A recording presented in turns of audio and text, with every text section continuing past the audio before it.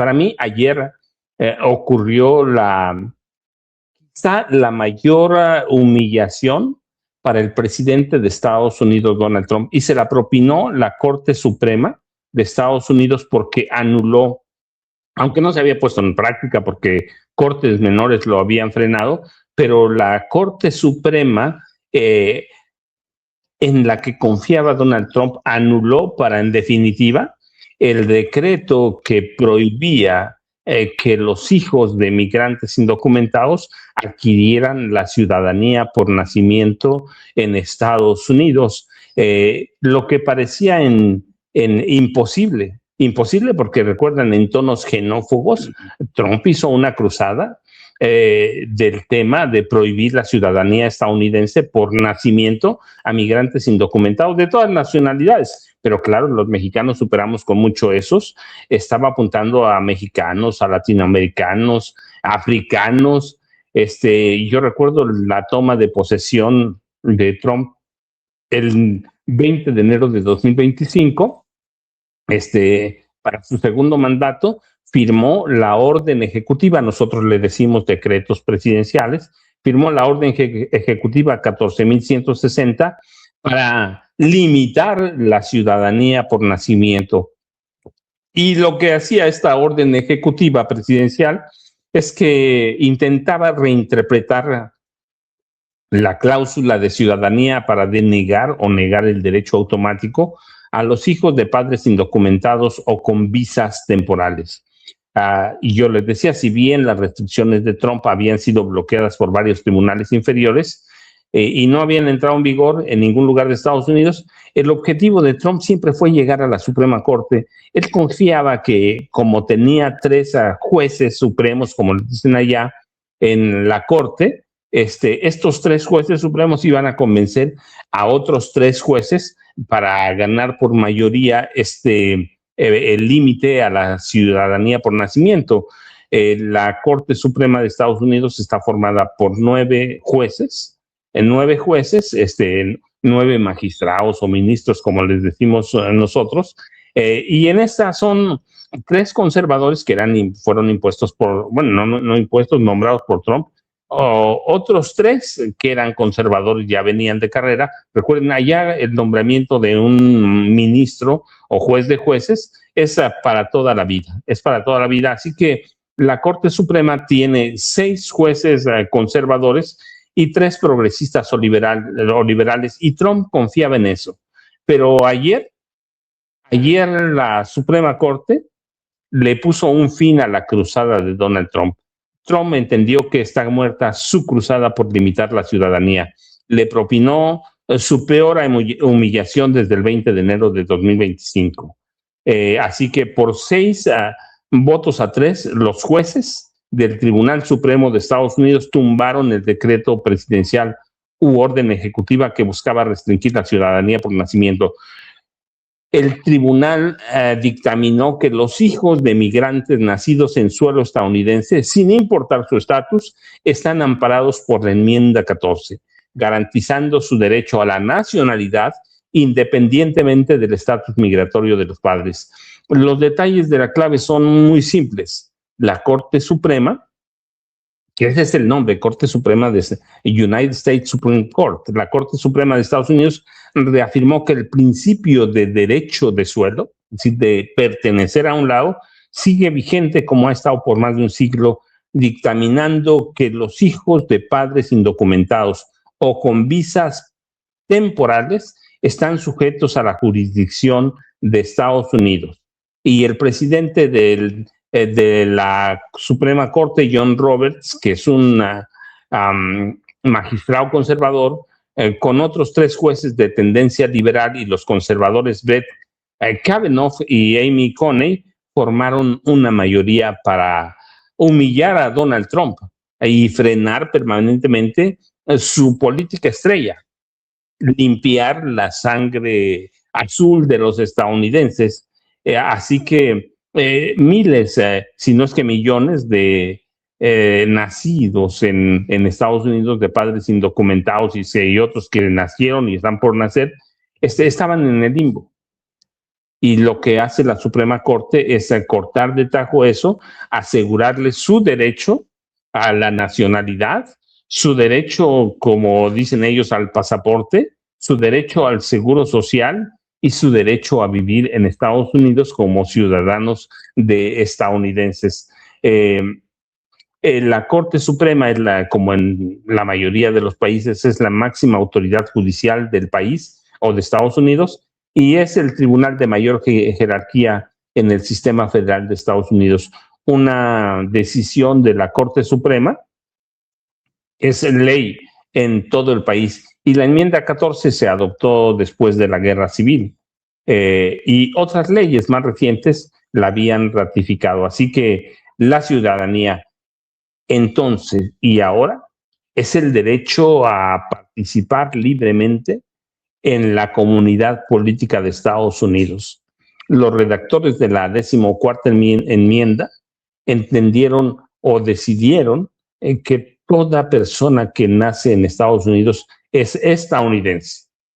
Así que no hay para dónde, Jaime, para mí es la mayor derrota porque su cruzada era contra los migrantes o inmigrantes, como serían allá, inmigrantes, y luego al mismo nivel, inmigrantes indocumentados, sobre todo de América Latina, incluido México, y africanos. Parecía que iba a ser imposible. Y tú recuerdas que en abril, incluso Donald Trump, por primera vez, un presidente de Estados Unidos se presentaba ante la Suprema Corte para defender, por lo menos con su presencia, un decreto presidencial. Un decreto presidencial. Y ayer esa Suprema Corte lo humilló, lo derrotó. Así que todas las personas nacidas en Estados Unidos o los bebés nacidos en Estados Unidos, sin importar el estatus de sus padres, a partir de ayer se confirma que son ciudadanos estadounidenses, Jaime.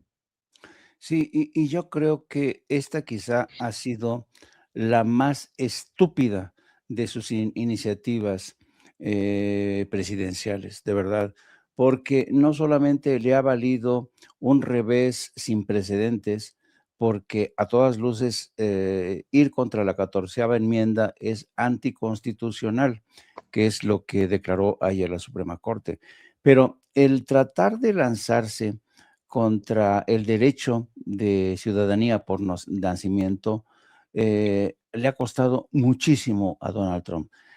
Ayer mismo él decía que no estaba de acuerdo con esta decisión, y el líder de la mayoría republicana en la Cámara de Representantes, Mike Johnson, aseguraba que ellos seguirán trabajando para echar por tierra la 14ª enmienda, porque desde su punto de vista se ha abusado de este derecho que consagra la Constitución. Pero dime tú si, a ver, todos aquellos, Estados Unidos se supone es una nación que es un crisol de razas, de culturas, de confesiones. Ese es el orgullo de Estados Unidos, ¿no? Un rostro multicultural, multiconfesional. Y entonces, lo que dijo ayer Mike Johnson es una estupidez, porque detrás de esta iniciativa hay este temor a lo que la extrema derecha en todo el mundo, pero sobre todo en Estados Unidos, llaman la teoría del desplazamiento. Temen ser desplazados por esas minorías, porque la minoría blanca y conservadora cada vez pues se va encogiendo. Pero es que es una realidad, la demografía es así. El ritmo de crecimiento demográfico de los hispanos, de los asiáticos, es infinitamente superior al de los anglos, y yo creo que eso se veía venir. Y claro, Donald Trump, siendo presidente, dice, no, vamos a frenar esto, no puede ser que los de piel morena nos lleguen un día a gobernar. Esta es una iniciativa de los supremacistas blancos, de la época del Ku Klux Klan. Así es que qué bueno que fue derrotado, pero fíjate nada más, yo decía que esta ha sido una de las más estúpidas iniciativas porque por batallar para eliminar el derecho de nacimiento ha perdido a un elevadísimo porcentaje, por lo menos del voto hispano, porque Donald Trump se benefició en cierta medida del voto hispano en sus últimas elecciones, en su última victoria, pues hoy ha perdido de plano ese voto de los hispanos, porque tú crees que los hispanos, digo, todavía hay gente que de verdad es cabeza dura, va a decir, no, pues yo voy a seguir votando por Trump, a pesar de ser hijos de inmigrantes, porque hay gente así, no tienen salvación. Pero bueno, el caso es que en el contexto en el que estamos, el revés que le ha dado la Suprema Corte va a ser letal, porque quiero que vean ustedes el nivel de aprobación de Donald Trump. Mira, esto es lo que publica Real Clear Politics en términos generales. Miren nada más la debacle. Ahora mismo desaprueban a Donald Trump el 57.4% y lo aprueba solamente el 40.6%. Es decir, tiene un menos 16.8% de aprobación Donald Trump. Para que vean el hundimiento de la popularidad de Donald Trump. Miren aquí cómo los demócratas, esto de cara a las elecciones de próximo noviembre, miren los demócratas la ventaja que ya le llevan, más de 5 puntos porcentuales le llevan de ventaja a los republicanos. Por eso tiene tanto miedo Donald Trump, sabe que si pierde la Cámara de Representantes y el Senado, el enjuiciamiento político asomará sus orejas en el horizonte. Por eso ha querido pactar la paz con Irán, pero lo cierto es que lo ha hecho de una forma tan torpe, tan traicionera, que Irán ya no se cree que Donald Trump quiera la paz. A lo mejor quiere una paz momentánea para después lanzarse con todo después de que pasen las elecciones de medio término. Pero claro, los iraníes no se dejan engañar, ni la opinión pública estadounidense. Así es que miren la forma tan... Y además, fíjate, por si fuera poco, después del revés que le propinó la Suprema Corte, ayer se dio a conocer que Donald Trump se ha convertido el presidente que más se ha enriquecido en la historia de Estados Unidos. Fíjate, tan solo ayer se dio a conocer que los ingresos de Trump superaron los 2,000 millones de dólares en 2025, impulsados por sus inversiones en criptomonedas y monedas. Su campaña pero espérense, porque esta cifra es solo lo que atañe a criptomonedas, porque hay rumores de que la cifra puede ser infinitamente superior, 4,000 millones de dólares, 5,000 millones de dólares. Ya saben que Donald Trump es experto ocultando sus trapicheos y su riqueza. Así es que, pero una cosa es cierta, como dice el New York Times, la campaña de Trump para ganar dinero sin precedentes en la historia presidencial de Estados Unidos. Ningún presidente, ninguno en la historia de Estados Unidos se había enriquecido, había aprovechado su cargo en la Casa Blanca para enriquecerse como lo ha hecho Donald Trump. Así es como te podrás imaginar, querido amigo, pues el revés de la Suprema Corte, el escándalo de su patrimonio, cómo ha crecido gracias a las criptomonedas. Por cierto, mientras él se enriquecía con las criptomonedas en más de 2,000 millones de dólares, mucha gente que le apostó a las criptomonedas perdió todo su capital, lo perdió. Entonces, ya sabes, las criptomonedas se convirtieron en un montaje para estafar a incautos, a bobos que creyeron en este tema de las criptomonedas. E insisto, Donald Trump se ha convertido en el presidente que más ha abusado de su cargo para enriquecerse. Para enriquecerse él, su hija, su yerno, sus hijos. No, es una locura, es un ladrón, es un criminal, no lo digo yo. Ah,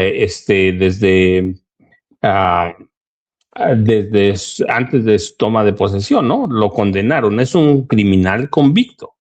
Es un criminal convicto, así que hay que tener mucho cuidado. Cuando un criminal está en la presidencia de Estados Unidos, hay que tener mucho cuidado. Y en el caso de Donald Trump, es convicto, es pederasta, es todo lo que hemos hablado sobre él. Y fíjense, pero ayer, aunque ya era conocido, ayer después de que la Suprema Corte de Justicia le da ese ese revés o esa humillación, la Casa Blanca salió a aclarar que hoy puede dar a conocer el término del Tratado Comercial México, Estados Unidos, Canadá. Ya era esperado, ya se sabía, pero en los mercados de valores se conoció de inmediato que en el enojo por haber perdido, Donald Trump puede dar a conocer hoy el término del TEMEC, o así se llama el tratado, ¿no? Tratado México, Estados Unidos, Canadá. Puede ser una balandronada más del presidente de Estados Unidos para imponer condiciones leoninas a México y Canadá. Esa táctica de presión ya la conocemos, de negociación dando garrotazos, y ya la conocemos, ya la entendemos, y yo les decía, ya se espera un anuncio para hoy, pero después de que pierde, filtraron que en ese proceso de renovaciones, hoy se puede terminar. Hoy se puede terminar,